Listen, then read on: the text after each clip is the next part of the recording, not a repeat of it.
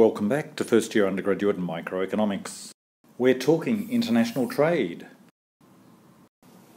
In the last presentation, we looked at the welfare effects of a country opening up to exports.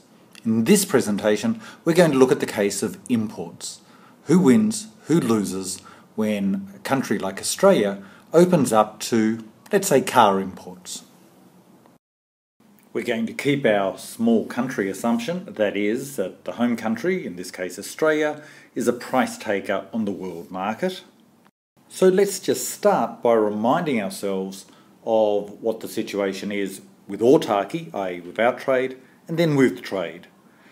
In autarky, we've got our domestic demand curve, our domestic supply curve, and the equilibrium is where they cross, at a price P0 and a quantity Q0.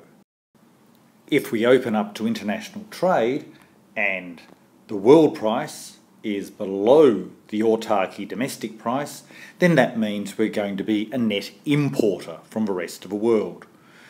Given the world price, domestic sellers of cars would like to supply QS cars, domestic buyers of cars would like to buy QD cars, and the difference between those two, that gap between the amount buyers would like to buy and the amount that sellers would like to sell, that's our level of imports from the rest of the world.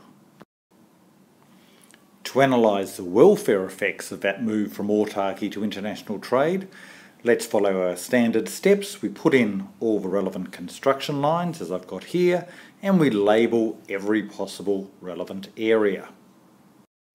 Let's start off by analysing the case of autarky.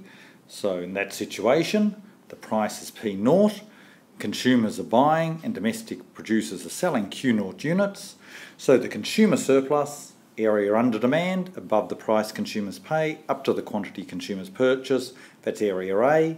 The producer surplus, area under the price, above the supply curve, up to the quantity that producers sell, that's area B plus area C.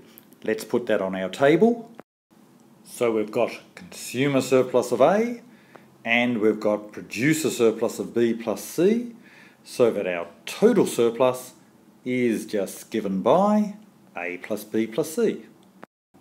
Let's now look at the situation when we open up for trade. Well, in that situation, if we start with producers, the amount producers sell in Australia is QS. Remember, the difference between the amount consumers sell and the amount buyers buy is given by imports, so our domestic producers just produce QS. They sell those cars at the world price, so their producer surplus, under price, above supply, up to quantity, that's now just area C.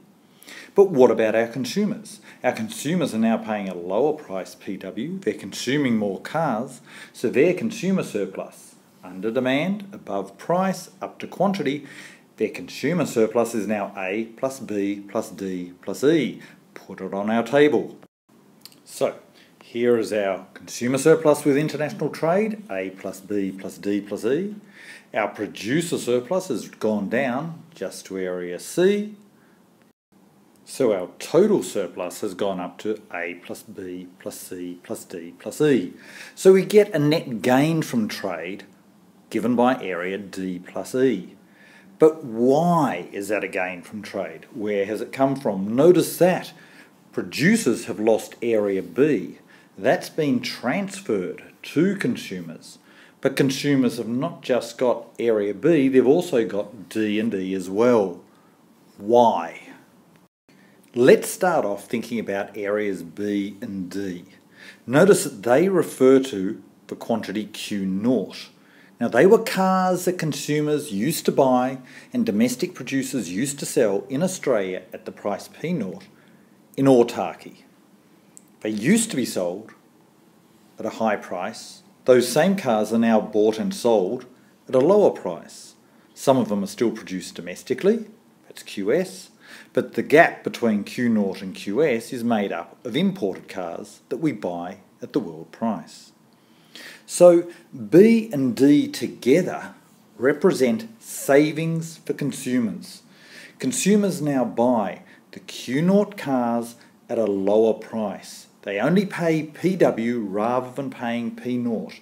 So area B plus D is literally the monetary saving for consumers on the Q0 cars they used to buy domestically under autarky. They still buy, some domestic, some imported, but they pay a lower price. So the saving to consumers is the drop in price times the quantity of cars. But some of that is a loss to producers. Why? Well, remember, these Q0 cars used to be all produced in Australia. They created producer surplus. The producer surplus was given by area B plus C. But now domestic producers face a lower price and they produce less cars. So the producer surplus has gone from area B plus C down to just area C. Area B is a loss to producers, it's lost producer surplus, but it's just transferred to consumers. What about this area D? Well, area D represents a real resource savings to Australia. Why?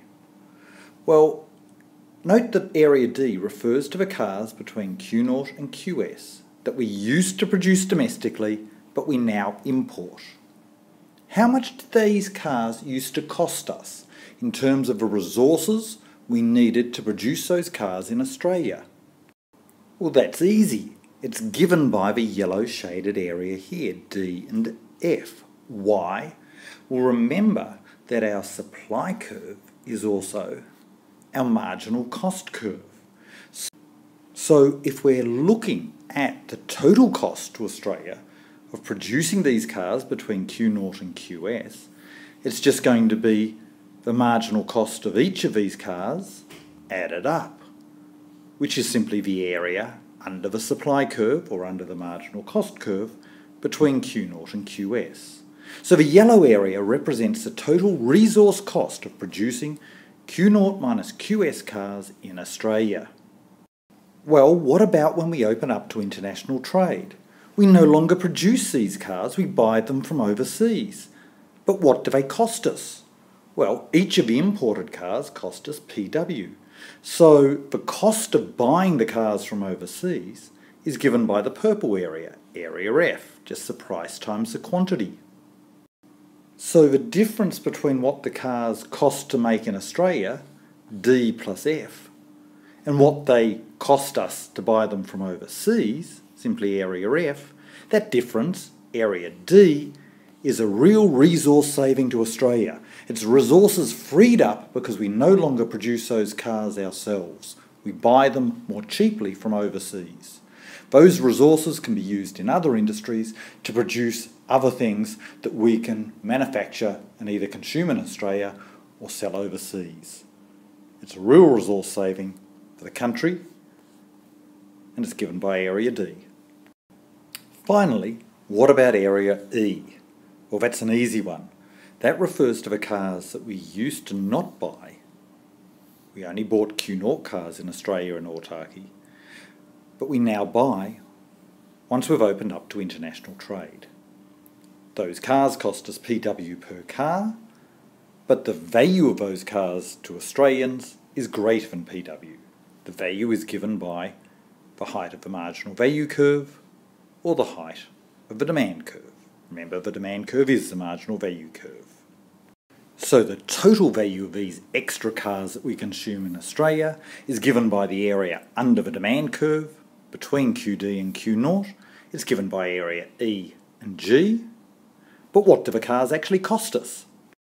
Well, we pay PW for each of those cars. We buy QD minus Q0 cars, so the cost, price times quantity, is simply area G. So area E is the difference between the value of those cars to Australian consumers and what Australian consumers have to pay to get those cars. It's an increase in consumer surplus once we've opened up to international trade. So we can now summarise our results. When we open up the car market to import, domestic consumers gain. They gain B plus D plus E. But part of that is a loss to domestic producers. They lose some of their producer surplus. That's transferred to consumers. That's area B. But overall, Australia gains D and E. Why? D is a resource saving. We can buy things cheaper from overseas than making them ourselves. E is increased consumer surplus because we can now buy more cars at a cheaper price. Thanks for listening. Talk to you next time.